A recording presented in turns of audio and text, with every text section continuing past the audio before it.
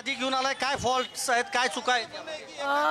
मी तेजस्वी जगदीश गरग, रायगड जिल्हा सहचिटणीस शेतकरी कामगार पक्ष. आमचे आमदार माजी आमदार बाळाराम पाटील, दत्तात्रय पाटील साहेब यांनी याचा खुलासा केला होता की पनवेल विधानसभा 2024 मध्ये 85,218 वोटिंग जे आहे ते दुबार झालेले आहेत. त्यातली हा मी पुरावा देते.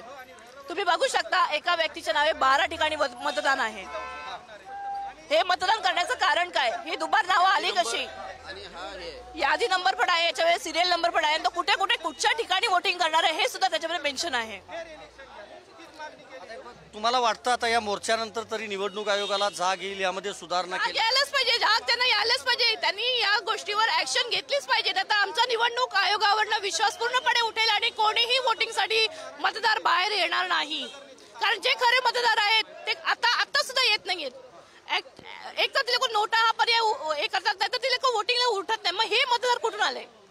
आणि या एका व्यक्तीच्या नावेच का 12-12, 10-10, 7-7 नावं अशी का?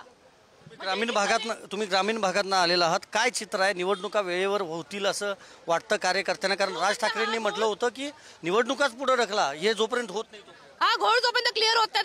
बरोबर आहे, जोपर्यंत हा घोळ व्यवस्थित होत नाही तोपर्यंत त्यांनी निवडणूक घेतल्याच नाही पाहिजे. कारण याचा काय गरज काय या सगळ्याची? म्हणजे तुम्ही जनतेची दिशाभूल करताय, जनतेचा पूर्णपणे तुम्ही वापर करून घेताय. पैसे देऊन तुम्ही वोटिंग करताय ही 12 नावांवर. कशासाठी? हा खोटेपणा कशासाठी? ही चोरी कशासाठी? म्हणजे आमच्या इकडून आलेला निवडून आलेला आमदार जो आहे तो या मत चोरीमुळे निवडून आलेला आहे. शेवटचा माझा एक प्रश्न आहे. तुम्ही सगळे सहभागी झालेले आहात या मोर्चामध्ये. तुमच्या पक्षाचे झेंडे आहेत, बॅनर्स आहेत, शिवसेना, मनसे, राष्ट्रवादीचे आहेत.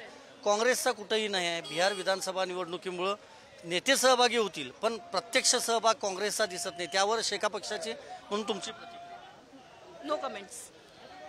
नो कमेंट्स असं म्हटलेलं आहे तेजस्विनी घरत यांनी. खरं तर त्या रायगड जिल्ह्यातनं आल्यात आणि त्यांनी थेट सांगितलं की मतदार यादीमध्ये रायगड जिल्ह्यामध्ये नेमका घोळ कसा आहे ते. व्हिडिओ जर्नलिस्ट अमेसह मी संदीप राजगोळकर, पुढारी न्यूज, मुंबई.